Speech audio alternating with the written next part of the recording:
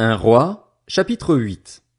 Alors le roi Salomon rassembla près de lui, à Jérusalem, les anciens d'Israël et tous les chefs des tribus et les chefs de famille des Israélites, pour déplacer l'arche de l'alliance de l'Éternel depuis la ville de David, c'est-à-dire Sion.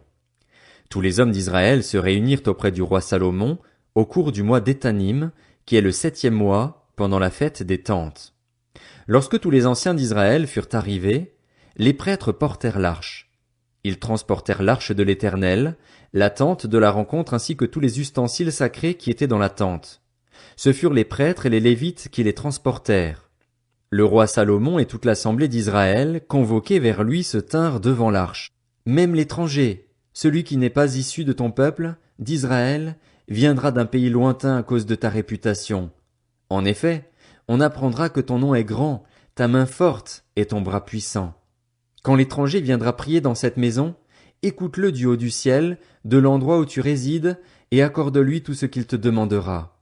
Ainsi, tous les peuples de la terre connaîtront ton nom et te craindront comme le fait Israël, ton peuple, et ils sauront que ton nom est associé à cette maison que j'ai construite. Admettons que ton peuple sorte pour combattre son ennemi en suivant tes directives. S'ils adressent alors des prières à l'Éternel, les regards tournés vers la ville que tu as choisie et vers la maison que j'ai construite en l'honneur de ton nom, écoute du haut du ciel leurs prières et leurs supplications, et fais leur droit. Admettons qu'ils pêchent contre toi, puisqu'il n'y a aucun homme qui ne commette pas de péché, et que tu sois irrité contre eux au point de les livrer à l'ennemi qui les déportera dans un pays ennemi, lointain ou proche.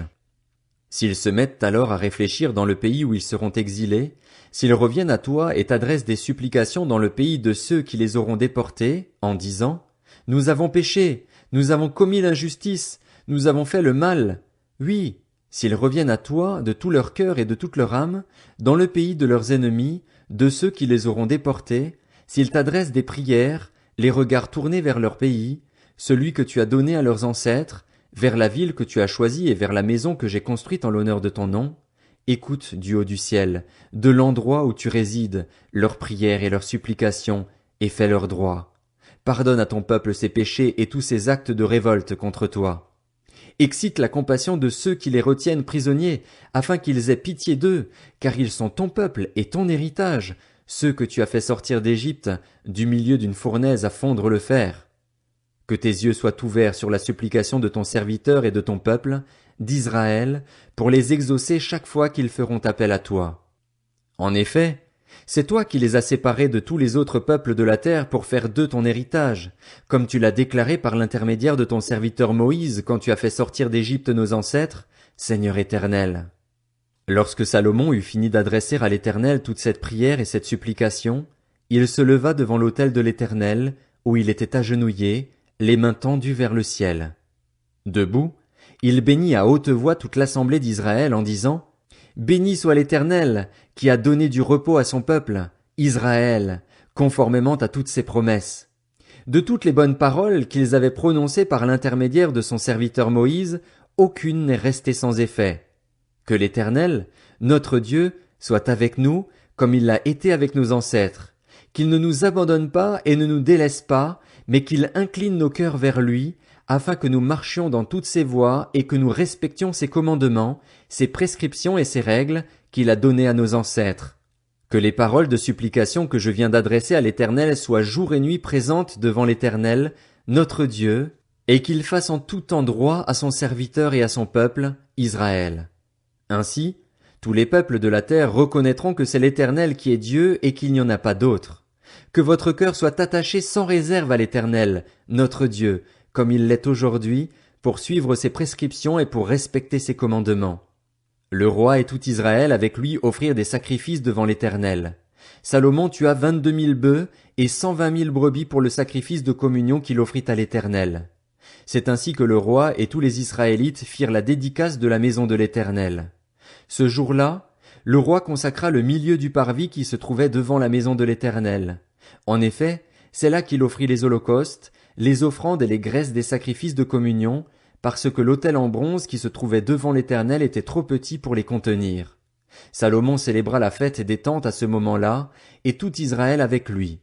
Une grande foule, venue des environs de Hamath jusqu'au torrent d'Égypte, se rassembla devant l'Éternel, notre Dieu, pendant 7 jours, puis 7 autres jours, soit 14 jours.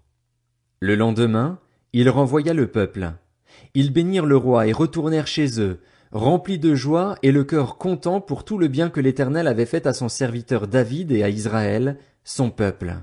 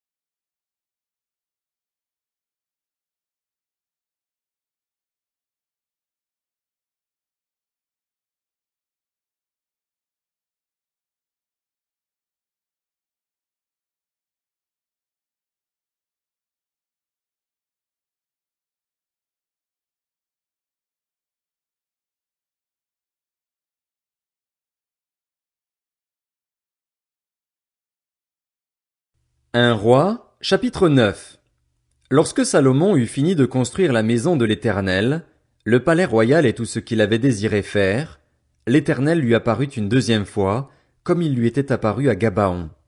L'Éternel lui dit, J'exauce la prière et la supplication que tu m'as adressées, je consacre cette maison que tu as construite pour y établir éternellement mon nom, et j'y aurai toujours mes yeux et mon cœur. Quant à toi, si tu marches devant moi comme l'a fait ton père David, avec un cœur intègre et avec droiture, en accomplissant tout ce que je t'ai commandé, si tu respectes mes prescriptions et mes règles, j'affermirai pour toujours ton autorité royale en Israël, comme je l'ai déclaré à ton père David lorsque j'ai dit, Tu ne manqueras jamais d'un successeur sur le trône d'Israël. Si en revanche vous vous détournez de moi, vous et vos descendants, si vous ne respectez pas les commandements et les prescriptions que je vous ai donnés, mais que vous allez servir d'autres dieux et vous prosterner devant eux, j'éliminerai Israël du territoire que je lui ai donné, je rejetterai loin de moi la maison que j'ai consacrée en l'honneur de mon nom, et Israël sera un sujet de proverbe et de raillerie parmi tous les peuples. Si important qu'ait été ce peuple, toute personne qui passera près de lui sera dans l'étonnement et sifflera. On dira, c'est parce qu'ils ont abandonné l'Éternel, leur Dieu, qu'il avait fait sortir leurs ancêtres d'Égypte, parce qu'ils se sont attachés à d'autres dieux, se sont prosternés devant eux et les ont servis. Voilà pourquoi l'Éternel a fait venir tous ces malheurs sur eux. Au bout de 20 ans, Salomon avait construit les 2 maisons, la maison de l'Éternel et le palais royal. Alors, comme Hiram, le roi de Tyr, lui avait fourni autant de bois de cèdre et de cyprès, ainsi que d'or, qu'il l'avait voulu, le roi Salomon lui donna 20 villes situées en Galilée. Hiram sortit de Tyr pour voir les villes que lui donnait Salomon, mais elles ne lui plurent pas. Il dit, Quelle ville m'as-tu donné là, mon frère? Et il les appela pays de Kabul, nom qu'elles ont conservé jusqu'à aujourd'hui. Hiram avait envoyé au roi plus de 3,5 tonnes d'or. Voici ce qui concerne les hommes de corvée que le roi Salomon enrôla pour construire la maison de l'Éternel et sa propre maison, ainsi que Mio, la muraille de Jérusalem, Hatsor, Megiddo et Gézer. Le pharaon, le roi d'Égypte, était venu s'emparer de la ville de Gézer, l'avait incendiée et avait tué les Cananéens qui y habitaient. Puis il l'avait donnée pour dot à sa fille, la femme de Salomon. Salomon reconstruisit alors Gézer, Beth-horon-Labas, Baalat et Tadmor, dans la région désertique du pays. Il construisit aussi toutes les villes qui lui servaient d'entrepôt, les villes destinées à accueillir les chars, celles réservées à la cavalerie, ainsi que tout ce qu'il lui plut de construire à Jérusalem, au Liban et sur tout le territoire dont il était le souverain. Il y avait toute une population, issue des Amoréens, des Hittites, des Phéréziens, des Héviens et des Jébusiens, qui avaient survécu et qui ne faisaient pas partie des Israélites. Leurs descendants étaient restés après eux dans le pays, parce que les Israélites n'avaient pu les vouer à la destruction. Salomon les enrôla comme esclaves pour la corvée, statut qui leur est resté jusqu'à aujourd'hui. En revanche, Salomon n'employa pas les Israélites comme esclaves, ils étaient des hommes de guerre, ses serviteurs, ses chefs, ses écuyers, les commandants de ses chars et de sa cavalerie. Les chefs des officiers désignés comme responsables des travaux pour Salomon étaient au nombre de 550. Ils avaient autorité sur les ouvriers. La fille du pharaon monta de la ville de David jusque dans sa propre maison, celle que Salomon lui avait construite. Ce fut alors qu'il construisit Mio. Salomon offrit 3 fois par année des holocaustes et des sacrifices de communion sur l'autel qu'il avait construit en l'honneur de l'Éternel, et il brûla des parfums sur celui qui se trouvait devant l'Éternel. C'est ainsi que le temple fut terminé. Le roi Salomon construisit des bateaux à Edjon-Guéber, près d'Élat, sur les bords de la mer des Roseaux, dans le pays d'Édom. Hiram envoya sur ces bateaux, aux côtés des serviteurs de Salomon, ses propres serviteurs, des marins expérimentés. Ils allèrent à Ophir et ils en rapportèrent près de 13 tonnes d'or qu'ils remirent au roi Salomon. Un roi, chapitre 10. La reine de Séba apprit quelle était la réputation de Salomon, à la gloire de l'Éternel, et elle vint pour le mettre à l'épreuve par des énigmes. Elle arriva à Jérusalem avec une suite très nombreuse, avec des chameaux chargés d'aromates, d'or en très grande quantité et de pierres précieuses. Elle se rendit auprès de Salomon et lui exposa toutes ses réflexions. Salomon répondit à toutes ces questions, il n'y eut aucun mystère pour le roi, il lui expliqua tout. La reine de Séba vit toute la sagesse de Salomon, le palais qu'il avait construit, les plats servis à sa table, le lieu d'habitation de ses serviteurs, les fonctions et les tenues de ceux qui le servaient, ses responsables des boissons ainsi que les holocaustes qu'il offrait dans la maison de l'Éternel. Elle en eut le souffle coupé et dit au roi, « C'était donc vrai, ce que j'ai appris dans mon pays au sujet de ta situation et de ta sagesse. Je ne le croyais pas avant de venir et de le voir de mes yeux. Et l'on ne m'en avait même pas raconté la moitié. Tu as plus de sagesse et de prospérité que je ne l'avais appris par la rumeur. Heureux tes hommes, heureux tes serviteurs, puisqu'ils sont constamment devant toi et peuvent bénéficier de ta sagesse. Béni soit l'Éternel, ton Dieu, qui t'a choisi pour te placer sur le trône d'Israël. C'est parce que l'Éternel aime éternellement Israël qu'il t'a établi roi pour que tu exerces le droit et la justice. » Elle donna au roi plus de 3,5 tonnes d'or, une très grande quantité d'aromates et de pierres précieuses. Il ne vint plus autant d'aromates que la reine de Séba en donna au roi Salomon. Les bateaux de Hiram qui rapportèrent de l'or d'Ophir ramenèrent aussi une grande quantité de bois de santal et des pierres précieuses. Avec ce bois de santal, le roi fit des balustrades pour la maison de l'Éternel et pour le palais royal, ainsi que des harpes et des luths pour les musiciens. Il ne vint plus de ce bois de santal et l'on n'en a plus vu jusqu'à aujourd'hui. Le roi Salomon donna à la reine de Séba tout ce qu'elle désira, ce qu'elle demanda. Il lui fit en outre des cadeaux dignes d'un roi tel que lui. Puis elle repartit et rentra dans son pays avec ses serviteurs. Le poids de l'or qui arrivait chez Salomon chaque année était de près de 20 tonnes, en plus de ce qu'il retirait des négociations et du trafic commercial, ainsi que de tous les rois d'Arabie et des gouverneurs du pays. Le roi Salomon fit 200 grands boucliers en or battu, pour chacun desquels il employa 7 kilos d'or, et 300 autres boucliers en or battu, pour chacun desquels il employa près de 2 kilos d'or. Il les plaça dans la maison de la forêt du Liban. Le roi fit aussi un grand trône en ivoire, et il le couvrit d'or pur. Ce trône avait 6 marches et son dossier était arrondi par derrière. Il y avait des bras de chaque côté du siège, 2 lions se trouvaient près des bras, et 12 lions sur les 6 marches de chaque côté. On n'a rien fait de pareil pour aucun royaume. Toutes les coupes du roi Salomon étaient en or, et toute la vaisselle de la maison de la forêt du Liban était en or pur. Rien n'était en argent. On n'en faisait aucun cas à l'époque de Salomon. En effet, le roi avait des bateaux long courriers en mer avec ceux de Hiram. Tous les 3 ans, les bateaux long courriers arrivaient, chargés d'or, d'argent, d'ivoire, de singes et de paons. Le roi Salomon dépassa tous les rois de la terre par ses richesses et sa sagesse. Tout le monde cherchait à le voir pour bénéficier de la sagesse que Dieu lui avait donnée, et chacun apportait son cadeau. Des objets en argent et en or, des habits, des armes, des aromates, des chevaux et des mulets. Cela se passait de cette manière chaque année. Salomon réunit des chars et de la cavalerie. Il avait 1400 chars et 12 000 cavaliers, qu'il plaça dans les villes où il gardait ses chars et à Jérusalem, près de lui. Le roi rendit l'argent aussi commun à Jérusalem que les pierres, et les cèdres aussi nombreux que les sycomores qui poussent dans la plaine. C'était en Égypte que Salomon achetait ses chevaux. Une caravane de marchands du roi allait les chercher par groupe à un prix fixe. Il fallait 600 pièces d'argent pour faire venir un char d'Égypte et 150 pièces pour un cheval. Ils en ramenaient de même pour tous les rois des Hittites et pour les rois de Syrie.